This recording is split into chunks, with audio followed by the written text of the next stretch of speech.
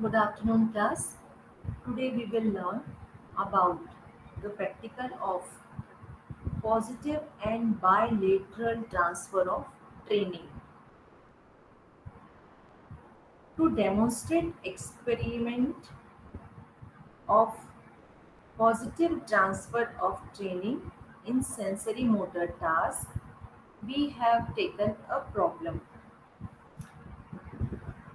धनात्मक एवं द्विपार्श्विक शिक्षण के या प्रशिक्षण के स्थानांतरण को दिखाने के लिए हम एक परीक्षण करेंगे, एक एक्सपेरिमेंट या प्रयोग करेंगे जो कि हमारी सेंसरी मोटर कार्य के ऊपर आधारित होगा। इसके पूर्व वाला एक्सपेरिमेंट भी हमारा सेंसरी मोटर टास्क पर आधारित था और ये वाला एक्सपेरिमेंट भी हमारा सेंसरी मोटर टास्क पर आधारित है।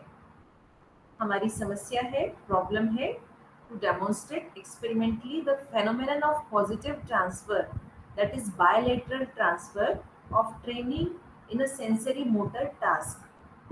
किसी ज्ञानात्मक कार्य में धनात्मक द्विपार्श्विक शिक्षण स्थानांतरण की घटना को दिखाने के लिए एक प्रयोग।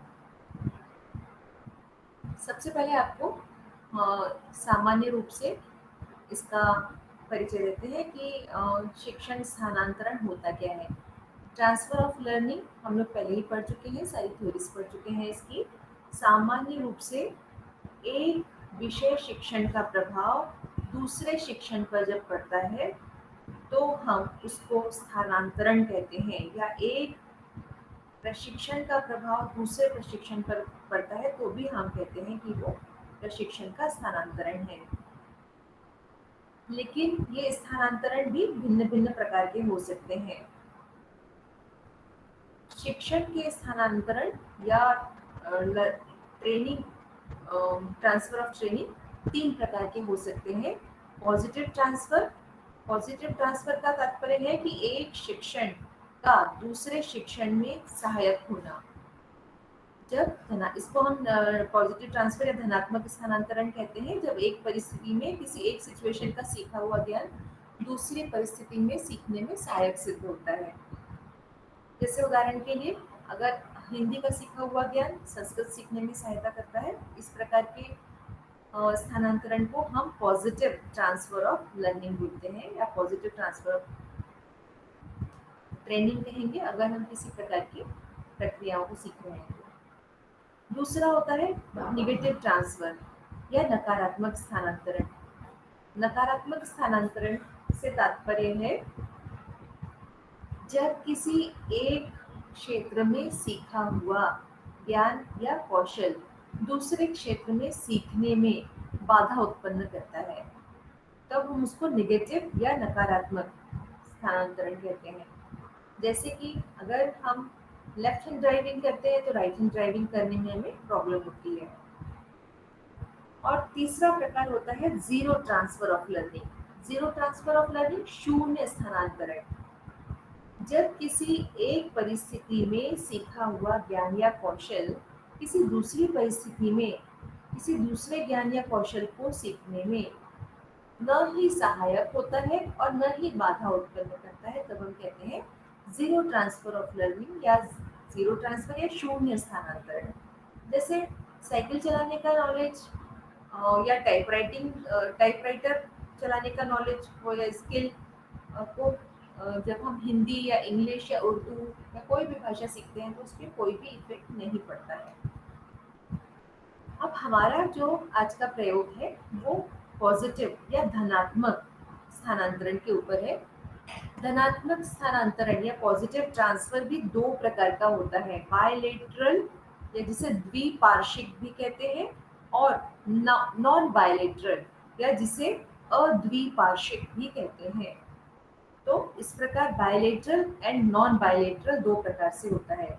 बायलेटरल का तात्पर्य है जब हम शरीर के किसी अंग से, एक भाग से कोई कौशल सीखते हैं तो उस कौशल को जब हम शरीर के दूसरे अंग से, लेफ्ट पार्ट से, या अगर राइट पार्ट से सीखा है तो लेफ्ट पार्ट से सीखा है तो राइट पार्ट से, इस प्रकार किसी दूसरे अंग से, दूसरे भाग से हम वही कार्य सीखते हैं। तो ऐसे में सीखा हुआ ज्ञान जब हमें अगर सहायता पहुंचाता है तो हम कहते हैं पॉजिटिव बायलेटरल ट्रांसफर। अगर हमें बाधा पहुंचाता है तब हम कहते हैं निगेटिव बायलेटरल ट्रांसफर। और अगर किसी भी प्रकार से कोई फर्क नहीं पड़ता तब हम कहते हैं जीरो बायलेटरल ट्रांसफर। ठीक इसी प्रकार से नॉन बायलेटरल ट्रांसफर होते हैं। ओके, आवाज स्लो आ रही है, अभी आ रही है आवाज? शिव शरण, अभी आवाज आ रही है? यस मैम, आ रही है। ओके। जब जब हम अ, जब किसी जब जो सीखते हैं कोई चीज, जब वो सीखना किन्हीं दो परिस्थितियों के बीच होता है, दो सिचुएशंस के बीच में होता है, और शरीर के अंग से, मतलब शरीर के किसी एक पर्टिकुलर भाग से उसका संबंध नहीं होता, तब हम कहते हैं non bilateral transfer of learning. जैसे कि अगर हम इंग्लिश सीखते हैं तो इंग्लिश सीखना अगर लैटिन सीखने में हमें मदद करता है तो हम कहते हैं नॉन बायलेटरल पॉजिटिव ट्रांसफर। तो इस प्रकार आज का हमारा प्रैक्टिकल है positive bilateral transfer of learning, धनात्मक द्विपार्श्विक शिक्षण स्थानांतरण। अब हम आज किस पर बात कर रहे हैं कि हम अपने मिरर ड्राइंग एपरेटस पे ही सीखेंगे। इस पर हम मिरर ड्राइंग एपरेटस पे सीखने वाले हैं कि हमारा उद्देश्य है कि जब हम इस मिरर ड्राइंग एपरेटस पर जब ड्रॉ करते हैं तो किसी एक इंडिविजुअल द्वारा ड्रॉ करने पर जो राइट हैंड से अगर ड्रॉ करता है तो राइट हैंड से सीखा हुआ कौशल उस पर प्रैक्टिस कर लेता है, तो इस प्रकार राइट हैंड से वो कौशल सीख लिया जाता है। उसके बाद जब लेफ्ट हैंड से वो ही कौशल सीखने का प्रयत्न किया जाता है तो क्या हमें ये देखना है कि क्या उसमें किसी भी प्रकार का ट्रांसफर हो रहा है, सीखने में ट्रांसफर हो रहा है। ये हमारा प्रयास रहेगा सीखने का, मतलब ये हमारा उद्देश्य है देखने का। इस प्रयोग का उद्देश्य ये देखना है कि क्या एक अंग द्वारा सीखा हुआ कौशल दूसरे अंग में के सीखने में स्थानांतरित हो रहा है। ठीक है।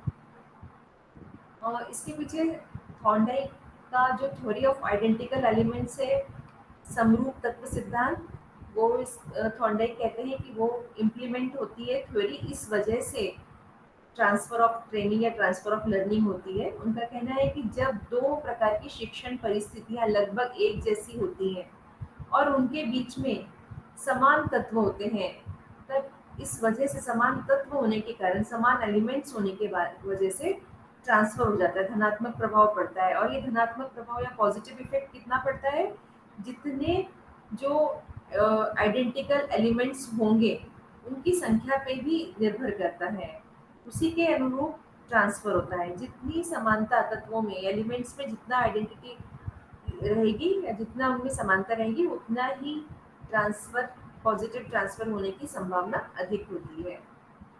इसी प्रकार जो जेट थे उन्होंने जनरलाइजेशन की थ्योरी दी थी, तो उन्होंने भी ये कहा था कि क्योंकि एक सिचुएशन में जो भी नॉलेज या स्किल सीखी जाती है, अगर दूसरी सिचुएशन वैसी ही होती है तो उसका जनरलाइजेशन हो जाता है, तो इस वजह से उस परिस्थिति में धनात्मक स्थानांतरण घटित होता है।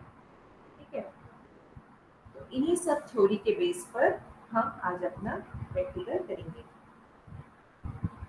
हम हाइपोथेसिस बनाते हैं कि अगर हम राइट हैंड से मिरर ड्राइंग एपरेटस पर सीखने का अभ्यास करते हैं तो लेफ्ट हैंड से सीखने में हमको वो राइट हैंड का सीखा हुआ नॉलेज ट्रांसफर हो जाएगा और हमको लेफ्ट हैंड से सीखने में मदद मिलेगी। जिस प्रकार से हमने लास्ट एक्सपेरिमेंट में सारी चीज़ें लिखी थी वैसे ही लिखेंगे। सब्जेक्ट का नाम लिखेंगे, उसका एजुकेशन का लेवल लिखेंगे, एज क्या है, जेंडर क्या है उसकी, मानसिक स्थिति सामान्य हो उसकी, और प्रयोग करने का समय जो हो वो लिखेंगे। उसके बाद जो भी एपरेटस या मटेरियल्स होते हैं उन सब की लिस्ट बना लेंगे कि हमें इसके लिए किन किन चीज़ों की आवश्यकता होगी। मिरर ड्राइंग एपरेटस की, मिरर ड्राइंग एपरेटस दोनों में से कोई भी हो सकते हैं, मैनुअल भी हो सकता है या इलेक्ट्रॉनिक भी हो सकता है। अगर मैनुअल है तो स्टार पैटर्न पेपर्स की ज़रूरत होगी, उसके अलावा उन पेपर्स को स्टिक करने के लिए कुछ पेपर पिन्स लगेंगे, स्टॉप वॉच लगेगी और एक स्क्रीन या पर्दा होना चाहिए जो सब्जेक्ट और एक्सपेरिमेंटर के बीच में हो, ताकि किसी भी प्रकार के व्यवधान बाधित न करे एक्सपेरिमेंट को। इसके अलावा नोट डाउन करने के लिए ग्राफ पेपर, कागज़, पेंसिल, ये सब चीज़ें जरूर स्टेशनरी होनी चाहिए। फिर हम प्रोसीजर क्या करेंगे? सबसे पहले प्रोसीजर का पहला पार्ट है कि हम डिज़ाइन बनाएंगे एक्सपेरिमेंट का। एक्सपेरिमेंट का डिज़ाइन हमारा क्या होगा? इसमें हमारे पास कंडीशंस होंगी सबसे पहले कि हमारे नेचर का स्वरूप क्या है, कार्य का सॉरी वर्क का स्वरूप क्या है, कार्य नेचर क्या है वर्क का, और उसमें हम सारी कंडीशंस में लिखेंगे कि सबसे पहले हमारे नेचर वर्क का नेचर क्या है, फिर हमारे नंबर ऑफ ट्रायल्स कितने हैं, फिर हम कौन सा हैंड यूज़ कर रहे हैं, इसमें कितना टाइम लग रहा है और कितने एरर्स हो रहे हैं। सबसे पहले हम मिरर ड्राइंग एपरेटस पर थोड़ा सा अभ्यास करने के लिए देंगे उसको। अभ्यास की संख्या सबसे पहले रहेगी लेफ्ट हैंड की। लेफ्ट हैंड से 4 पीरियड रहेगा जो, उसमें हम लेफ्ट हैंड से 2 प्रयास देंगे। 2 प्रयास लेफ्ट हैंड से करने के बाद में सेम उसी वर्क को, मतलब मिरर ड्राइंग एपरेटस पे वो ड्रॉ करने के लिए दिया जाएगा, वो राइट हैंड से करेगा। राइट हैंड से सेम उसी प्रोसीजर को करेगा 10 बार। 10 बार ये प्रक्रिया करने के बाद में फिर आफ्टर पीरियड लेफ्ट हैंड से 2 प्रयास फिर से दिए जाएंगे, इसको 2 ट्रायल्स फिर से दिए जाएंगे। अब राइट हैंड के जो 10 प्रयास थे, इनके पूर्व वाले 2 प्रयास जो थे उनमें, और जो बाद वाले आफ्टर पीरियड्स के जो प्रयास थे उन दोनों में हम कंपैरिजन करेंगे और देखेंगे कि लेफ्ट हैंड पे जब हमने राइट हैंड से कोई इसके ऊपर प्रैक्टिस नहीं किया था तब लेफ्ट हैंड पे क्या स्कोर था, टाइम कितना लग रहा था, एरर्स कितनी हो रही थी, और जब हमने राइट हैंड से इसके बाद प्रैक्टिस कर लिया उसके बाद फिर अब लेफ्ट हैंड पे कितना शुद्धियाँ आ रही हैं या एरर्स कितनी आ रही है और टाइम कितना लग रहा है। ठीक वैसे ही प्लानिंग करेंगे जैसे पहले किया था। प्लानिंग में हम बताएंगे कि किस प्रकार से पहले हम उसको इजी होने के लिए, उस पर बनाने के लिए उसको एक बार एक प्रयास देंगे, और उसके बाद उसको बताया जाएगा कि किस प्रकार से उसको पहले लेफ्ट हैंड से वो ड्रॉ करना है, उसके बाद राइट हैंड से 10 एफर्ट्स करने या 10 ट्रायल्स देने हैं, उसके बाद फिर से अगेन 2 ट्रायल्स लेफ्ट हैंड पे देने हैं। ये उसको समझाने के बाद सारी व्यवस्था कर दी जाएगी उसके पास। और जैसे अभी आपको बताया था कि किसी प्रकार का ऐसा स्क्रीन ज़रूर रखा जाएगा कि जहाँ से एक्सपेरिमेंटर सब्जेक्ट दोनों के बीच में एक ऐसा स्क्रीन आ जाए कि सब्जेक्ट एक्सपेरिमेंटर को ना देख सके और ना ही वो किसी प्रकार से अपने रिजल्ट या परफॉर्मेंसेस देख सके। उसके बाद उसको इंस्ट्रक्ट किया जाएगा कि किस प्रकार से आपको जो स्टार दिख रहे हैं इसके बीच में, दोनों लाइंस के बीच में आपको पेंसिल से लाइन खींचनी है, और अगर ये लाइन किसी एजेस को टच करेगी तो वो एरर मानी जाएगी, और आपको जहाँ स्टार्ट पॉइंट पर वापस लाना है, और अगर स्टार्ट पॉइंट पर वापस लाने में जितना भी टाइम आपका होगा वो वहाँ पे आपको वो नोट किया जाएगा, और उनको बताना पड़ेगा कि जैसे ही हम आपको स्टार्ट कहेंगे आप स्टार्ट करेंगे, और जब आप वापस स्टार्ट पॉइंट पर आ जाएंगे तो फिर एक आपका राउंड कंप्लीट हो जाएगा। ठीक है। इसके बाद इम्प्लीमेंट करना, एक्सपेरिमेंट कंडक्ट करना। इसमें आप जो भी एक्सपेरिमेंट को जैसा हमने प्लान किया है वैसा ही एक्सपेरिमेंट आप कंडक्ट कराएंगे। कंडक्ट कराने के बाद में एक इंट्रोस्पेक्टिव रिपोर्ट, अंतर निरीक्षण रिपोर्ट लिखने के लिए प्रयोजक को दी जाएगी, जिसमें कि वो उसने जो फील किया उस एक्सपेरिमेंट के दौरान वो अपने अनुभव उस पर लिखेगा। तो इसके बाद डेटा कलेक्शन करेंगे। डेटा कलेक्शन भी इसी प्रकार से किया जाएगा कि कंडीशंस लिखी जाएंगी, जहाँ पे कि ट्रायल्स, नंबर ऑफ ट्रायल्स लिखे जाएंगे। 4 पीरियड था जहाँ पे लेफ्ट हैंड से ट्रायल लिए थे 2, वो पहले लिखे जाएंगे। उसके बाद जो प्रैक्टिस पीरियड था जिसमें राइट हैंड से 10 प्रैक्टिस किया गया, 10 ट्रायल्स, वो लिखे जाएंगे, और उसके बाद आफ्टर पीरियड लिखा जाएगा जिसमें कि जो लेफ्ट हैंड के लास्ट ट्रायल्स थे वो लिखे जाएंगे। इन्हीं ट्रायल्स में इनके टाइम जितना लगा वो सेकंड में नोट किया जाएगा, और एरर्स जितनी लगी हुई जो वो नोट की जाएंगी। फिर इसके बाद इनका मीन निकाल लिया जाएगा, एरर्स का भी और टाइम का भी, दोनों का मीन निकाल कर और फिर दोनों में डिफरेंस देखा जाएगा। और डिफरेंस देखने के बाद फिर हम ये पता लगा सकते हैं कि कितने समय की या कितनी बचत हुई, कितना परसेंट टाइम सेव हुआ और कितना परसेंट अशुद्धियाँ कम हुई। जो ये लास्ट ईयर का जो ये कराया गया था बच्चों को, तो उसमें ये देखा गया था कि अ,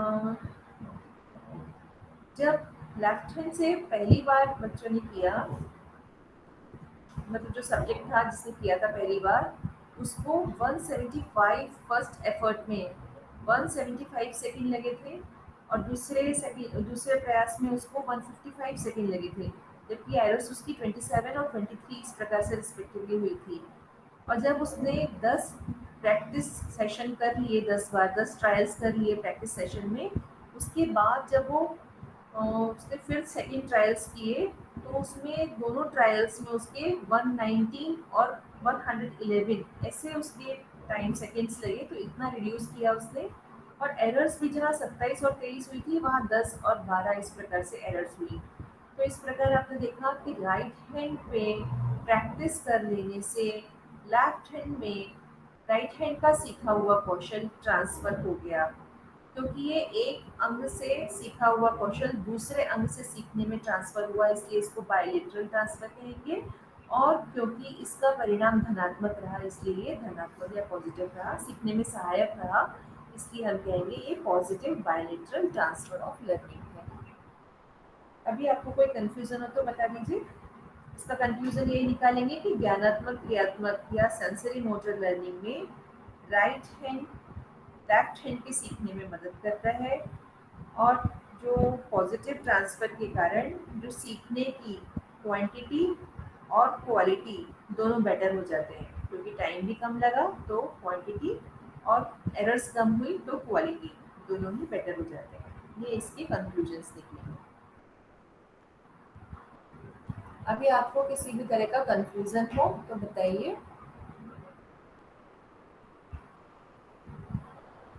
इसके प्रैक्टिकल हम लोगों ने एक्सपेरिमेंट्स हम लोगों ने क्लासरूम में किए थे, लेकिन उसके रिपोर्ट राइटिंग आपको नहीं सिखाई थी, और उसके बाद तुरंत ही लॉकडाउन हो गया था। तो अगर आपको किसी भी प्रकार की इसमें हेजिटेशन हो या कोई क्वेरीज हो या कोई किसी भी प्रकार की शंका हो, तो फिर हम लोग एक प्रैक्टिकल भी इस पे कर सकते हैं, ऑनलाइन प्रैक्टिकल भी कर सकते हैं। तो आप इसका फीडबैक दीजिए, अगर आपको लगता है कि ऑनलाइन प्रैक्टिकल भी करना चाहिए तो हम लोग इसको मैनेज कर लेंगे। व्हाट्सएप पर आप दीजिएगा, इसका फीडबैक दीजिएगा।